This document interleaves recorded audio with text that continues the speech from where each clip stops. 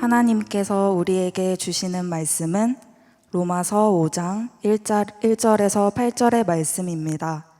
제가 보는 성경으로 신약 244쪽입니다.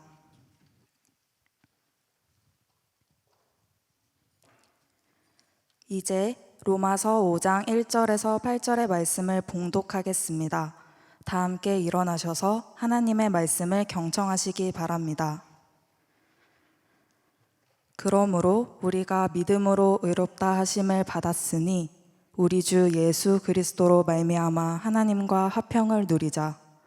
또한 그로 말미암아 우리가 믿음으로 서 있는 이 은혜에 들어감을 얻었으며 하나님의 영광을 바라고 즐거워하느니라. 다만 이뿐 아니라 우리가 환난 중에도 즐거워하나니 이는 환난은 인내를, 인내는 연단을, 연단은 소망을 이루는 줄 알미로다. 소망이 우리를 부끄럽게 하지 아니함은 우리에게 주신 성령으로 말미암아 하나님의 사랑이 우리 마음에 부은 바 됨이니 우리가 아직 연약할 때에 기약대로 그리스도께서 경건하지 않은 자를 위하여 죽으셨도다. 의인을 위하여 죽는 자가 쉽지 않고 선인을 위하여 용감히 죽는 자가 혹 있거니와 우리가 아직 죄인 되었을 때에 그리스도께서 우리를 위하여 죽으심으로 하나님께서 우리에 대한 자기의 사랑을 확증하셨느니라. 아멘. 우리가 한 달 동안 계속 포유라는 이번 가을엔 전도 어떠이라는 주제를 가지고 누군가를 위해서 계속 마음에 품고 기도하였습니다. 제가 처음부터 계속 이야기했지만 우리 안에 가장 중요한 것은 누군가가 오늘 초청해 온, 그리고 오늘 새가족으로 등록한 우리 분들이 너무 귀하고 감사합니다. 근데 또 오늘 못 왔더라도 우리 청년들이 품었고 지금도 기도하고 있는 그분들 위해서 여전히 우리도 기도하고 있고, 또 언제가 될지는 모르지만 주님의 때에 그분들이 우리 공동체 안에서 아니면 주님을 만날 수 있는 기회를 통해서 하나님의 사랑을 알기 원합니다. 우리 모두가 이걸 끊임없이 계속해서 마음에 되새기며 기도해야 되는 것입니다. 그래서 우리 청년들 격려하고 싶습니다. 우리 모든 청년들이 계속해서 마음에 그 마음을 품고 기도하며 하나님의 마음 배워가기 바랍니다. 우리가 하나님이라고 부르는 분을 세상 사람들은 신이라고 부릅니다. 그렇죠? 신이라고 했을 때 신이라는 존재, 세상 사람들이 이해하는 신은 너무 많습니다. 많다는 건 뭐든지 신이 될 수 있는 거죠. 신이라는 존재가 사람보다 조금 더 능력이 있던지 조금 더 다른 차원의 어떤 것만 가지고 있으면 그것을 신이다라고 하는 것이 세상 사람들의 생각하는 신이라는 존재입니다. 그래서 우리가 메시를 뭐라고 하죠? 축구의 신이라고 합니다. 뭔가 우리보다 뛰어나면 그 사람을 신이라고 이야기합니다. 그래서 인도나 일본은 사람의 인구보다 신의 개수가 더 많다라고 이야기하죠. 힌두교 사원 가보셨어요? 힌두교 사원 가면 사원 꼭대기에 수많은 신들, 그러다가 이제 바울이 아덴에서 발견했던 이름 없는 신을 위하여까지 사람들이 이야기할 수 있게 되는 거죠. 그런데 세상 사람들이 이해하는 신이라는 존재는 또 하나 특징이 있는데, 세상 사람들이 생각하는 신의 특징은 영역이 있습니다.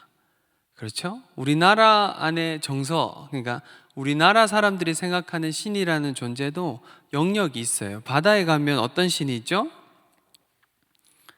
모르는 거죠. 용왕이 있죠, 용왕. 그렇죠? 토끼 간을 찾아서 헤매이던 그 용왕이 있고, 하늘의 신은 누가 있어요? 옥황상제라고, 우리 한국 정서예요. 한국 정서에서는 그리스 로마 신화에서는 옥황상제의 역할을 누가 해요? 제우스가 하죠. 그렇죠. 그리고 제우스와 좀 형제인데 좀 더 반대편에 있는 친구가, 가장 힘이 있는 친구가 누가 있어요? 그렇죠. 그렇게 얘들이 영역이 있어요. 서로의 영역을 잘 침범하지 않습니다. 서로의 영역을 침범하지 않고 그냥 그 자기의 영역 안에서 자기가 신으로 있다고 사람들이 생각해서 그렇게 만든 겁니다. 그런데 우리가 믿고 우리가 고백하는 하나님이란 분은 어디에나 계십니다라고 우리가 고백합니다. 그리고 그 하나님을 우리는 세 분이시다라고 고백해요. 하나님, 성부 하나님, 성자 예수님, 성령 하나님, 이렇게 세 분이시다라고 고백합니다. 이분들이 각각 계시지만 하나로 계신다라고 우리가 이렇게 고백하는 것이 기독교 신앙의 핵심입니다. 그 세 분이 완전한 관계 안에 계십니다. 그 관계 안에 우리를 초청하신 것이죠. 여러분, 한 사람 한 사람을 하나님이 초청하셨습니다. 그래서 이곳에 다 앉아 계십니다. 누구도 여기에서 하나님이 초청하지 않았고 부르지 않았는데 여기 앉아 있을 수 있는 사람은 없습니다. 그래서 기독교인에게는 우연이라는 건 없습니다. 하나님의 섭리와 하나님의 인도하심만 있는 것입니다. 하나님이 그 세 분의 완전한 하나 가운데 인간을 초청하시고 우리와 함께 공동체, 하나됨을 누리기 원하셨는데 인간이 죄를 범함으로 하나님과의 관계가 깨어졌습니다. 하나님은 이 관계를 회복하시기 원하고 우리와 관계하시기 원하십니다. 어느 정도로 그것을 원하시냐 하면 자신의 생명을 주기까지, 자신의 모든 것을 주기까지 그 관계를 회복시키고 싶어 하시고 새롭게 하기 원하십니다. 왜냐하면 하나님이 사랑이시기 때문입니다. 그리고 하나님이 우리 아버지이시기 때문입니다. 청년 여러분, 사랑이 뭘까요? 사랑, 설레는 걸까요? 맞습니다. 사랑은 감정의 설렘도 사랑의 어느 부분입니다. 우리가 느끼는 사랑이라는 것은 도대체 뭘까요? 여러분, 사랑을 파고 계속 파고 들어가면 사랑의 본질이 나옵니다. 그것은 대가 지불입니다. 사랑의 본질은 우리가 누군가를 사랑하는 만큼 대가 지불할 수 있습니다. 그래서 우리의 부모님을 존경하고 우리가 사랑하고 효도하는 것이죠. 친구 간이든 연인 간이든 마찬가지이죠. 우리가 영화나 드라마를 보면 그런 장면들이 간혹 나올 때가 있죠. 어떤 자매가 형제를 믿었어. 서로가 사랑하는 사이인 줄 알았는데 어떤 극박한 상황에 생명을 걸어야 되는 상황이 닥쳤을 때 나를 그렇게 사랑한다 했던 남자가 여자를 버리고 자기 살겠다고 도망치고, 그러다가 여자는 어떻게 하다 다시 살아나서 그 남자를 만나서 뺨 한 대 때리고 욕하고 관계가 완전히 깨어지고, 넌 날 사랑하는 게 아니야 막 이러면서 그렇게 이야기하는 장면들을 우린 간혹 봅니다. 그때 자신을 위해서 혹 그 자매를 위해서 생명을 걸어준 형제가 전혀 그 자매의 삶에 고려되지 않던 형제가 나타나서 그 자매를 위해서 희생하고 생명을 걸어서 그 자매를 구한다면 새로운 사랑이 또 시작되는 이런 드라마에 너무 막장인가요? 그런 것들을 우리가 봅니다. 왜냐하면 사랑은 대가 지불이기 때문입니다. 누군가가 나를 위해서 시간이든 재정이든 무엇인가 대가 지불했기 때문이죠. 그래서 사랑은 말로 하지 않고 행동으로 하고 삶으로 드러나는 것입니다. 행동이란 것은 언어 중에 가장 강력한 언어이기 때문이죠. 오늘 성경은 하나님께서 우리를 사랑하셨다라고 말씀하십니다. 우리를 사랑하셨는데 어떻게 사랑하셨냐면 아들을 주시기까지, 우리가 아까 드라마에서도 봤지만 예수님을 이 땅에 보내시기까지 우리를 사랑하셨다라고 이야기합니다. 그리고 그 예수님이 나를 사랑하셔서 자신의 생명을 주셨다라고 성경은 우리에게 이야기하고 있습니다. 이런 복음을 처음 들을 때 언뜻 이해가 되지 않습니다. 왜냐하면 나는 한 번도 나를 위해 죽어달라고 요구해 본 적이 없고, 내가 날 대신 그리고 나를 사랑해 주세요라고 해본 적도 없는데, 하나님이란 존재가 나를 사랑해서 그의 아들을 주시고 그의 아들이 나를 사랑해서 자신의 생명을 주셨다라는 게 언뜻 우리는 쉽게 이해되기 어렵습니다. 여러분이 나중에 누군가를 위해서 희생한다, 누군가를 위해서 대가 지불한다, 사랑이 무엇인지 우리가 깨달아가면 알아가는 가장 좋은 방법은 여러분 나중에 부모가 되어보면 조금 더 이 사랑이 이해가 됩니다. 우리는 부모님에게 한 번도 나를 사랑해 달라고 요구하지 않았죠. 나를 위해 대가 지불해달라고 요구하지 않았습니다. 근데 부모님이 나를 낳으시고 나를 기르시고 나에게 대가 지불하셨죠. 그래서 우리가 이렇게 자라 있는 겁니다. 여러분 다 그냥 막 자란 것 같죠, 혼자. 내가 알아서 공부하고 알아서 자란 것 같죠. 애를 키워보세요. 그렇다고 그게 무서워서 결혼 안 하고 이러면 안 돼요. 제가 40이 되면서 그렇게 안 보이죠? 아버지 40이 넘으면서 그러니까 저희 아버지가 40 때는 어땠을까 이런 생각을 합니다. 아버지가 40이셨을 때는 어떤 삶을 사셨을까? 저희 할아버지가 일찍 돌아가셨거든요.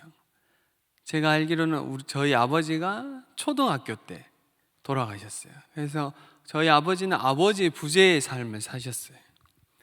근데 40쯤 됐을 때 내가 아버지가 계신데도, 저희 아버지님도 그쯤에서 돌아가셨는데 아버지의 삶을 제가 돌아보면서 아버지가 40쯤에 인생은 어떤 인생이었을까?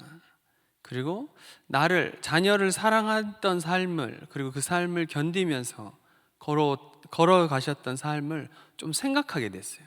그러면서 부모님의 사랑이 어떤 건지 더 깊이 이해하게 되었습니다. 그리고 제 자녀를 보면서도 사랑하는 것이 이런 거구나 라는 걸 지금도 배워가고 알아가고 있습니다. 누군가를 위해서 희생하고 그를 위해서 대가 지불하고 생명을 드릴 만큼 누군가를 사랑하는 것. 여러분, 감정이 아니라 상황이 닥쳐도 흔들림 없이 누군가를 위해서 생명을 줄 수 있을 만큼. 오늘 성경은 의인을 위해서 누군가가 죽는 것이 있을 수 있다. 선인을 위해서 누군가가 죽을 수 있다. 그러나 죄인을 위해서, 상대가 나를 위해 뭔가를 해주지도 않았는데, 내가 아무것도 하지 않았는데도 나를 사랑할 수 있는 존재는 이 땅 안에 없다라고 선언하며 하나님의 사랑이 어떤 건지 우리에게 가르치고 있습니다. 진짜 사랑.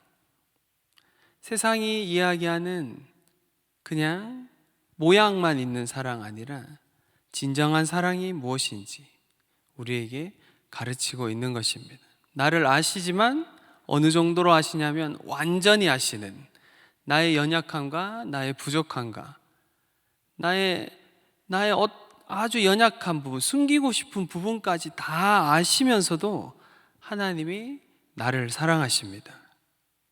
여러분, 하나님이 그렇습니다. 옆에 분이 좀 친하신 분 있으세요? 여러분, 옆에 친구가 결혼한 우리 커플도 있으니까 커플이나 옆에 분을 다 아세요? 다 모릅니다. 놀라운 건 결혼해도 상대를 다 모릅니다. 저희 집에 계신 분은 아침마다 새롭습니다. 지금도 알아가고 있습니다. 여러분, 사람은 사람을 완전히 알 수 없습니다. 그런데 하나님이 나를 완전히 아시는데 나도 숨기고 싶은 부분이 있잖아요. 이렇게 잘생기고 멀쩡하게 서 있어도 목사님도 숨기고 싶은 연약함이 있어요. 그런데 그 모든 연약함을 다 아시면서 하나님이 나를 사랑하십니다. 어떻게 해요? 완전히 사랑하십니다. 그리고 오늘 말씀은 내가 하나님을 부르기도 전에, 내가 하나님 사랑합니다, 그 사랑을 알기도 전에 나를 사랑하셔서 자신의 생명을 주셨다라고 합니다. 사랑은 대가 지불이기 때문에 이 사랑은 진짜 사랑입니다. 사랑하는 청년 여러분, 이 사랑 위에 여러분 삶을 세우시기 바랍니다. 오늘 특별히 새가족으로 등록하신 분들, 그리고 포유로 초청되어 온 우리 새가족들, 하나님의 이 사랑 위에 여러분 삶을 세우십시오. 세상 어떤 사람도 여러분 마음에 여러분을 완전히 사랑할 수 있는 존재는 없습니다. 여러분이 누군가에게 그런 역할을 요구하면, 하나님의 역할을 요구하면 그 관계가 어려워질 겁니다. 그걸 채울 수 있는 분은 하나님 한 분밖에 없습니다. 이 완전한 사랑 안에 여러분 삶을 세우십시오. 그리고 이 사랑을 받아들이십시오.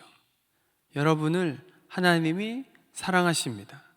아까 우리가 인사했는데 하나님이 당신을 사랑하십니다, 인사하십시다 하는 그 인사는 제가 그냥 하는 인사가 아니라 진리를 선포하는 인사입니다.